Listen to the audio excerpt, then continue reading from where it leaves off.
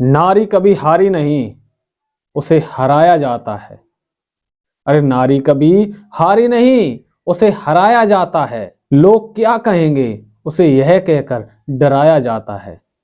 आज आप लोग स्कूल में या ऑफिस जाते हैं तो good morning sir, good morning ma'am बोलते हैं।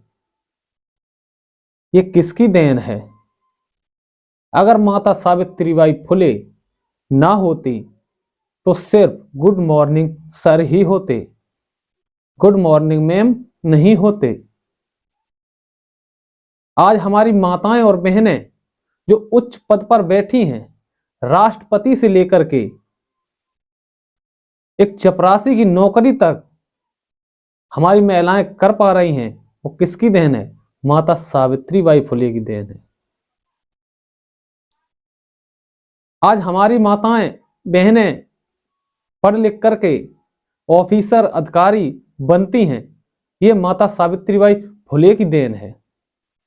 और आज की हमारी बहनें माताएं माता सावित्रीबाई फुले को ही नहीं जानती हैं।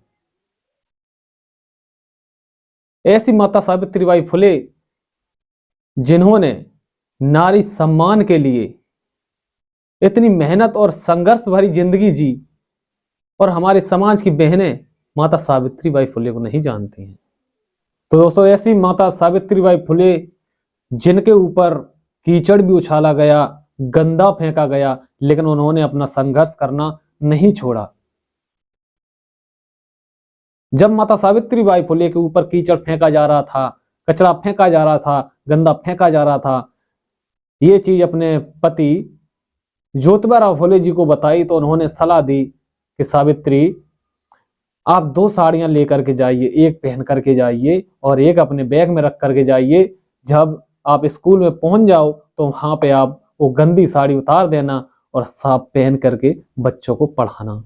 इतना संघर्ष किया माता ने, फिर भी हमारी बहनें माताएं ये नहीं जानती हैं कि ये किसकी देन है जिससे हम पढ़ लिख करके आज उच्च पदों पर बैठे हैं। ऐसी थी हमारी माता सावित्रीबाई फुले, जिन्होंने सबसे ज्यादा महिलाओं के लिए मेहनत करी, जिन्होंने सबसे ज्यादा SC ST और OBC के लिए मेहनत करी। आज उन्हीं को नहीं जानते हैं मेरे समाज के लोग, मेरी माताएं बहनें। उन्हीं के बारे में आज थोड़ी सी चर्चा करेंगे। मैं हूं रवि साक और आपका स्वागत है आपके अपने चैनल साक्य रवि बौद्ध में। चलिए दोस्तों, शुरू करते हैं। 1831 का साल था, जनवरी का महीना, 3 तारीख। महाराष्ट्र के एक छोटे से गांव में जन्मी माता सावित्रीबाई फुले। उनके पिता का नाम खंडोसी नेवसे और माता का नाम लक्ष्मीबाई था। माता सावित्रीबाई फुले की शादी 9 साल में ज्योतिबा फुले के साथ कर दी गई थी। ज्योतिबा फुले की उम्र थी उस समय 13 साल। तो दोस्तों, उनकी पढ़ने की बहुत ही इच्छा थी।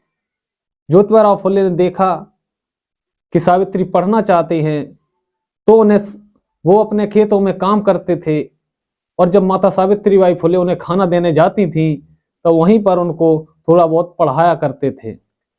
इस प्रकार उन्होंने मेहनत करके अपनी धर्मपत्नी माता सावित्रीबाई फुले को भी पढ़ाया और समाज में एक ज्योति और क्रांति की अलग जगाई। और 1848 में उन्होंने पहला स्कूल खोला। जो हमारी माताएं बहनें जो पढ़ लिख पा रही हैं, वो ज्योतिबा फुले और माता सावित्रीबाई फुले की देन है, जिन्होंने संघर्ष करके पहला स्कूल खोला। उसमें जो हमारे निचली कास्ट के लोग थे, महिलाएं थीं। और एक चीज मैं बता दूं, महिलाएं सब, जितनी भी महिलाएं, यही नहीं है कि शूद्र महिलाओं को शिक्षित किया, सवर्ण महिलाओं को भी पढ़ने का अधिकार नहीं था। जो ब्राह्मण महिलाएं उनको भी पढ़ने का अधिकार नहीं था।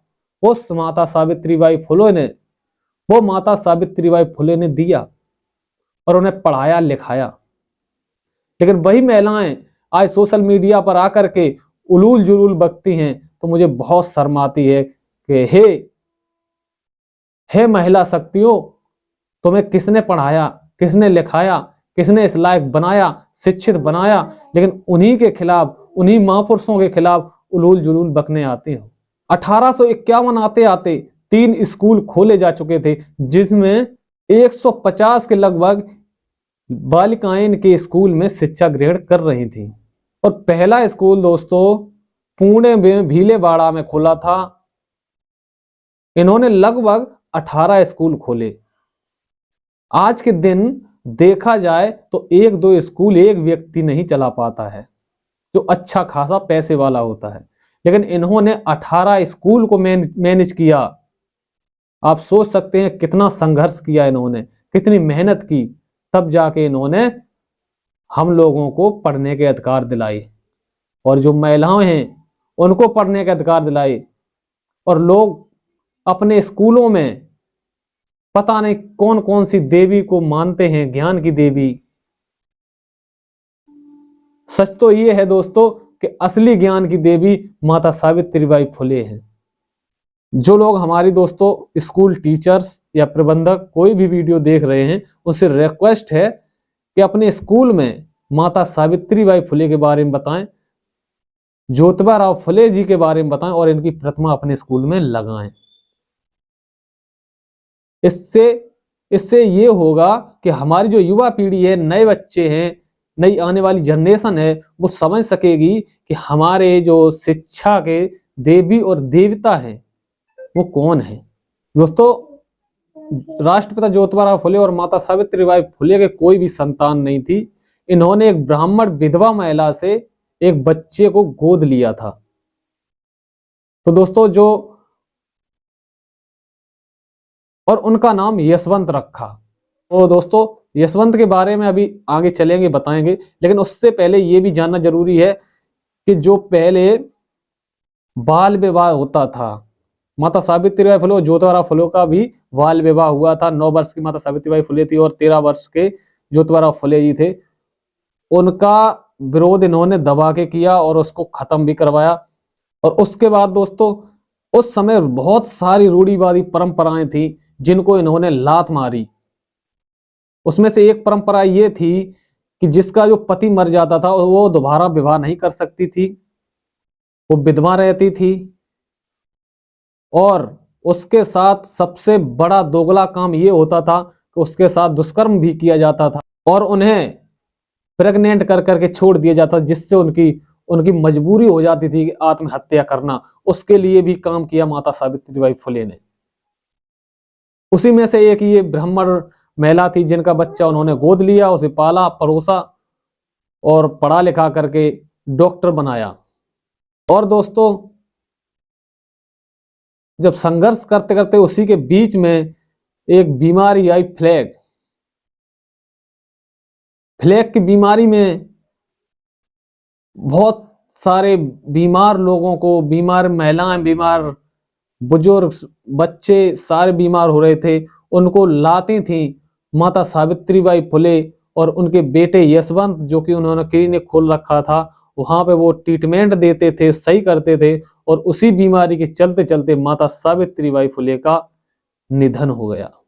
तो दोस्तों ऐसी हमारी शिक्षा की देवी माता सावित्रीबाई फुले और राष्ट्रपिता ज्योतिबा राव फुले के चरणों में नमन करता हूं, वंदन करता हूं। और दोस्तों आज के लिए बस इतना ही। चलिए तो मिलते हैं अगली वीडियो में। तब तक के लिए नमो बुद्धाय। जय सम्राट अशोक, जय भीम, जय ज्योति, जय क्रांति, जय भारत।